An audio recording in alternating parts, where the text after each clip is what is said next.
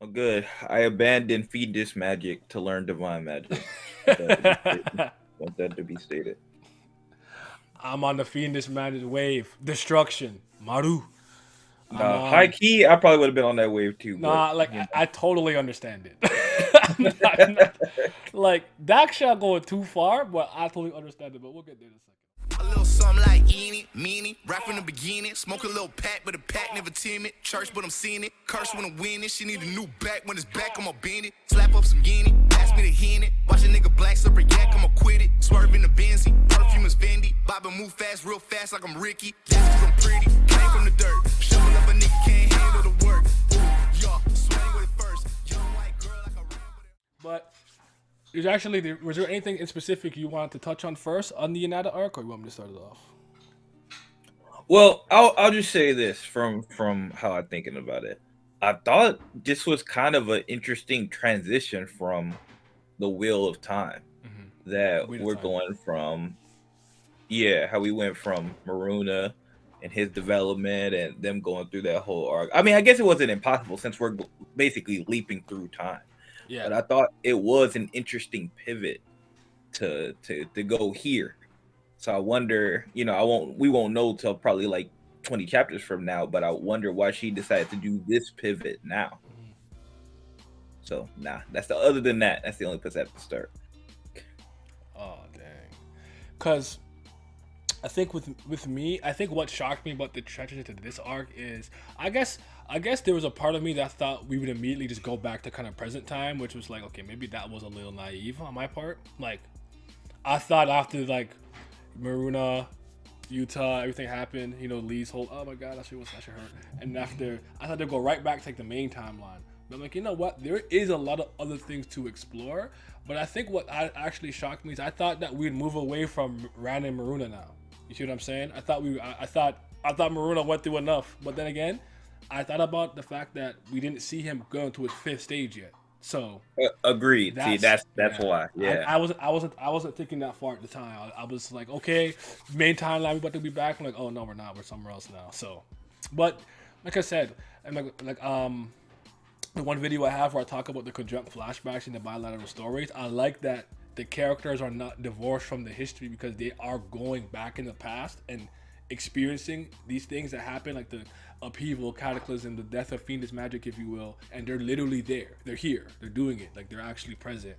I think it's one of the most interesting ways to explore like past events.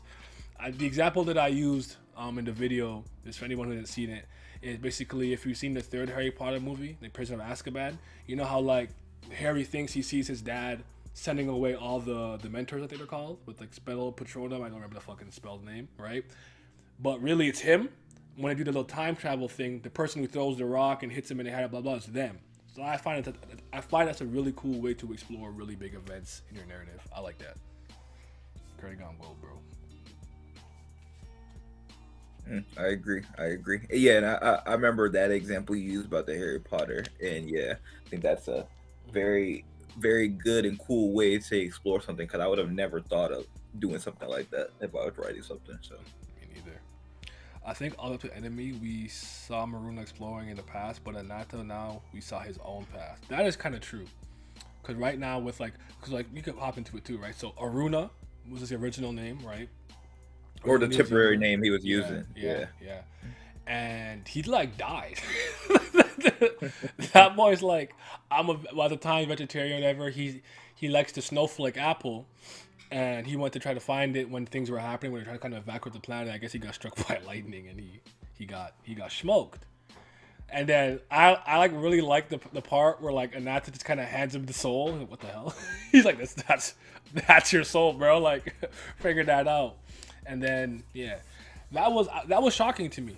Because when they kind of started talking about the fact that they wanted to like, develop him a certain way because of his like transcendental and how powerful it was, it's like he got nerfed. Like he's like nerfed low key. You know what I'm saying? Like Maruna's Mhm. potential kind of I think he'll regain it to some degree at some point, but it's kind of like he can't achieve the same level of whatever he was going to be naturally. I thought that was interesting. Yeah, same. But I guess we've seen that, throughout the stories, different examples of different Noshkas and Roshkas being nerfed here, because like you can argue some of the same. It's kind of like not quite the same, but it kind of reminds me of the stuff with well, my boy Chess. It was like he couldn't remember why what happened to him, so he couldn't progress because it was just like it was repressed the entire time. Yeah. What trauma he went through, and now he's older than almost some of the Noshkas, and he can't progress. And so Maruna is kind of interesting that it's kind of a similar bull, but everybody has their reason, especially if we're seeing the Rashka and stuff like that, the Sura specifically, why they are here. They all play an important role, so it's just another one. His kindness to others was nerfed. I do think it's an interesting correlation to say that he might have given up like being a quote unquote vegetarian or eating like fruits and whatnot because like that literally killed him. Like that made sense to me. Like, all right, we carnivores now, so that was cool. I actually like. Were you initially surprised when you saw him come take I guess not an island, but a planet where some of the Garudas were, and after you saw like the younger version of himself, like that shocked the F out of me at first. I'm like, we're doing this? Like that was like she's so good, bro. Like I guess like at the time when I was reading the first couple of chapters, I'm like, oh, I did not see this coming, and exploring that is really cool. I really like Ushas and Ratri. I like them. I think they're see, I was just finna comment on that. See, I always find it. This story is so insane from the standpoint of like relationships, because from one moment, the gods want the Suras out of here or weaker, and then now we're going back in here, and now you're seeing two gods interfere with a Sura and like training him and basically kind of taking care of him, quote unquote. So it's just like, yeah, Usha's her design is insane. She's beautiful. Yeah, that shit don't make no sense. Yeah, she's gorgeous. And I think she's even unique kind of compared to most of the gods we see. But then again, we haven't really seen a whole lot of female gods in depth. She's kind of like in first that we're getting, other than Brahma herself. But other than that, yeah, we don't get them. I was gonna say, I want to say Varuna, or for Jesus Christ, the water one. I think might be a woman. Someone in the chat, someone in the chat will help me, but obviously there's Cali and stuff. But like someone in the chat will tell me. But yeah, but like well, two of them are primeval gods, and then Verona we haven't touched on quite to this extent yet. So it's just kind of okay. Verona is female. Okay, that's okay. Most and then Ratri, I agree. Cali, shout out to Cali, my chaos merchant. I love her. Yeah. And then Ratri got a knight. I was kind of surprised by that. Both of their titles are kind of surprised, because like I know there's a bunch of different gods for everything, but it's just kind of like, initially I wouldn't have thought about those specific. I'm like, well, what does that mean? Goddess of dawn and god of night. What does that mean specifically? Yeah. Because like Agni, he got to do with like hell and fire, and like and fire, and then it's just like Yama. He has to do stuff with the souls and dead names, and even Chandra. Like, a lot of people we deal with on a basis, kind of like more like not. I don't want to say typical, but more like stuff that we probably like. Oh, that makes a lot more sense. Like you look at Goddess of Dawn and God of Night, and you're like, yo, what does that mean? Like, what do we have control over? What powers? I think like their titles. We'll jump into the two, because you know how Indra later on, blah blah. But like, I think the titles of them are interesting because it's like, to me, if like there was one planet with humans, like Earth or whatever, that'd make more sense. You'd basically be like Apollo, like the goddess of the sun, and then you'd be like the night. But there's like a bunch of planets across the universe with a bunch of humans and Suras and blah blah all over. So it's like, what does dawn really mean in the context and the grand scope of all of the fucking universe? Because there's multiple stars, and all the stars would act like the sun or dawn. You feel what I'm saying? And then there's planets with multiple moons. So like I feel on that, because when I first saw the title, I was kind of like, I don't know what to do with that, but I ended up really liking him. I didn't even realize Ratri was a girl until she was helping out Maruna and took like the mask down a little bit, and I'm like, I saw some cleavage and oh shit, she bad too. What's up? So because I definitely didn't know. I'm like, you wearing that? You hooded up.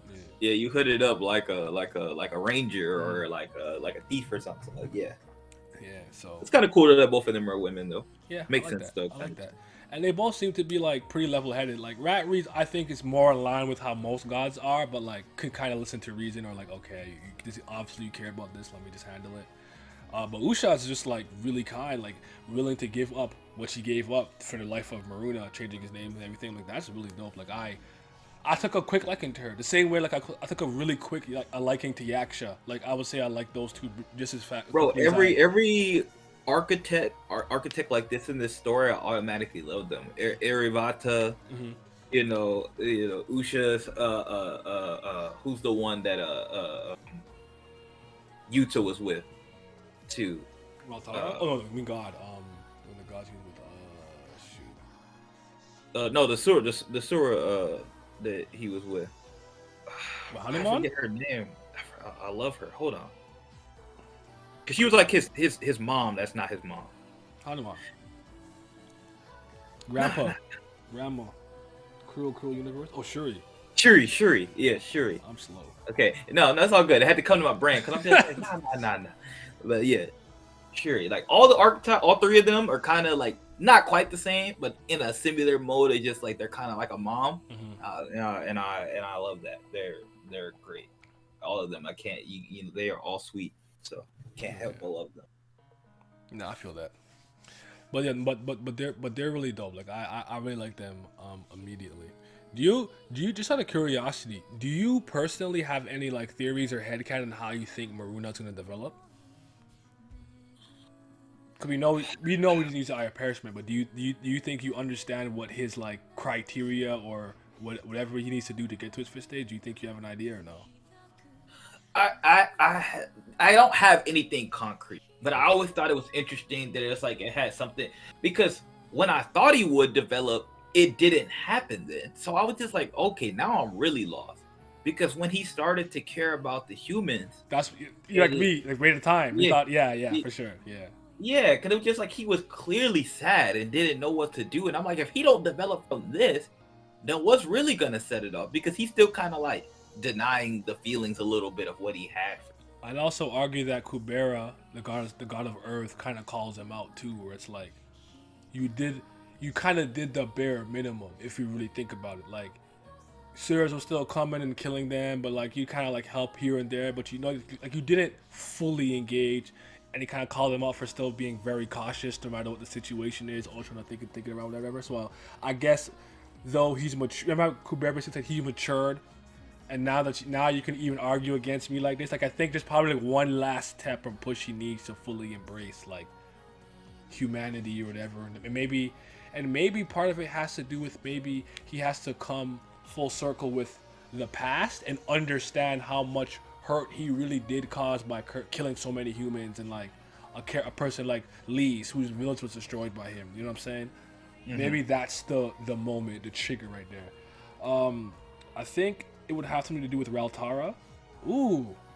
See, I was gonna get to that next. It had I have to me that's kind of like her only reason of existing.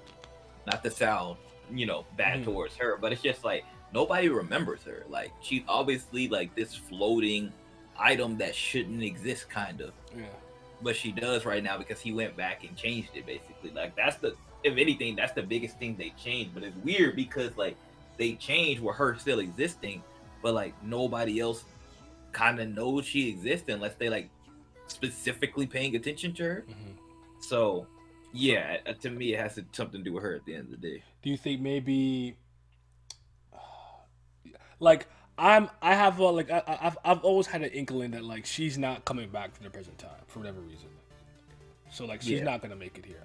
If I'm wrong, cool, but maybe it has to do with, like, part of me thinks like, is it something to do with like him having to take a proper leadership role as a Garuda or like as Garuda's son or something like that? And I don't know, but I do think it could be connected to Raltara for sure. Right. I hope she gets kind of the Arivata treatment where she basically gets like a reincarnation. That's my best hope for her, because I don't have no problem with her. I do like her, love her, but I do like her. She has a dope design. She used to be pretty level-headed and kind of like Maruna, kind of like early Maruna. She wasn't really doing things because she was just like, oh, I just hate humans and stuff like that. And you're just kind of like, hey, orders are orders. Yeah, right. She's like what am I gonna do? I'm gonna tell them no? Like, come on, bro. Like, be real. Like, I can't do nothing but what they tell me to do. And ultimately, I still find that Kurigama is very good at showcasing the different ideologies and styles of life based off the different the races. Like that's like a video and topic that me and you can do another time that I really want to dive into. But just in general, where it's like, you know how sometimes I talk to you about how I think that the immortals or like the people who've lived really long in a lot of these series don't be moving us because of the way they be like super emotional and this and that and blah blah. We're like, bro, you live like 10, 100,000 years. At some point, you're above certain shit. You've seen all kinds of people pass away, die, blah blah yada yada. So I like the perspective of time, because Suras live so much longer and stuff. Their lifespans are so much longer, and gods even more so. And they're kind of immortal as long as you don't destroy their jurisdiction, right? Mm-hmm. It's like the way that they perceive and just look at life in general is vastly different from someone who, like me, who's a pure blood who will probably die by 80. And I like that. I think she shows that difference in thinking really well throughout the story.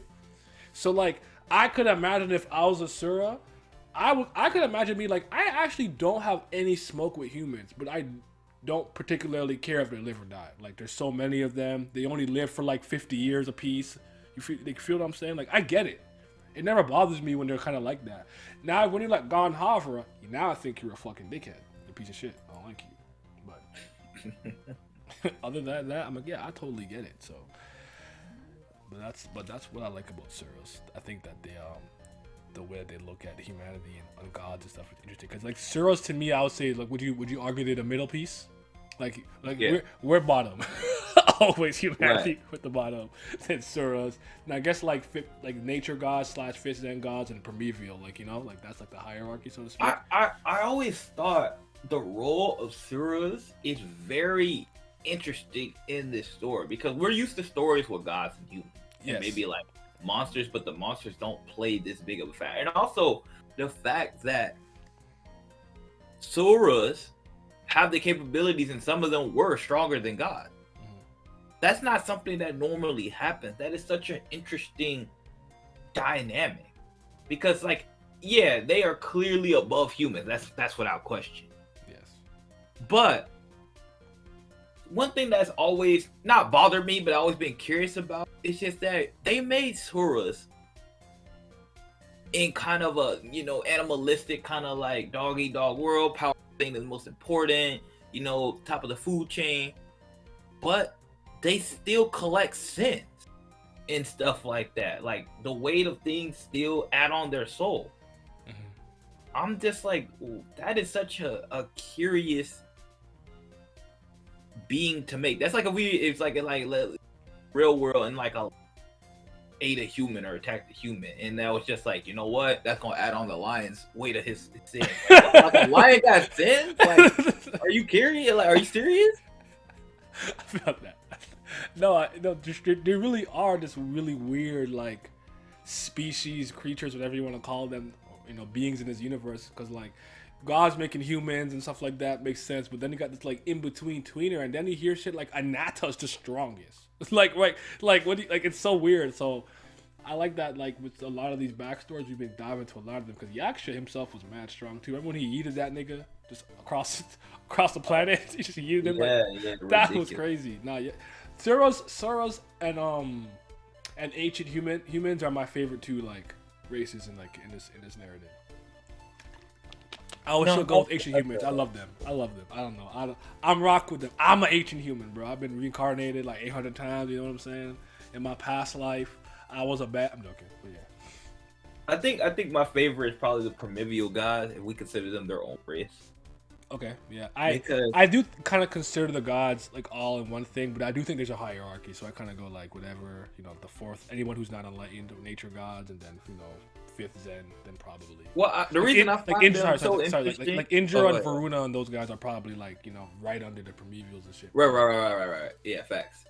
But the reason I considered them slightly different, somewhat, is because, like, you know, there are moments of when the gods, like, you know, like when they're all messing with Agni, and he's just like, oh, you might kill us, we're all gonna go to hell, ha ha ha, and they're like laughing and shit like that, like they're like insane. Mm-hmm. Well, like, the primordial gods seem to like just fundamentally work differently, even though they've always existed and they've created everything. But it's just like I find it weird that like one, like I said, the Peruvian guys are beefing with one another. Like it's already like Kali and Vishnu.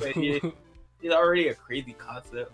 And then two of them just decided they were gonna leave. Like see y'all, like we good. And then Brahma by herself, and then like Brahma doing what Brahma's doing, and like Brahma doesn't like, for her being her, she doesn't like really like run around commanding her creations.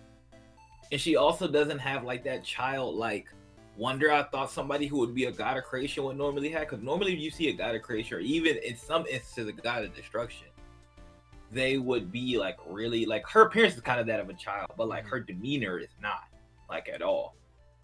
Yeah. Her demeanor is very CEO-ish, as we kind of talked about in the last video that we watched. So it's like Prometheus have a very different view than any of the races. You can't understand their actions, but to them it's justified. Yeah, they move in like mysterious ways, and like we said with Brahma, like I think your point's well taken too, because when I think about a lot of like gods that create and destroy stuff like that too, especially if they're kind of on the top of the totem pole, they have a very condescending like attitude to a certain degree too, which comes across out as childish.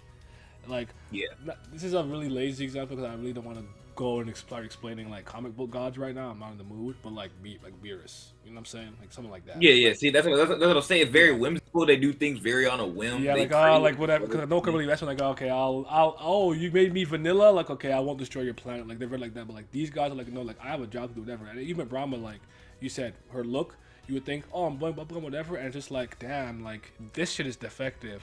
Reset. Like, like. They don't move that way. They all move very differently too. So yeah, right. Because like this dude is definitely the most mysterious in the way he's moving. Because like we know everything quote unquote is for the best possible outcome. And but sometimes when you're watching them do things, you're looking at them like, is this for the best possible outcome? like is it honestly? Yeah. Or how many different ways can we take to get to the best possible outcome? Like that is something I constantly think about. What and at the end of the day, what is that?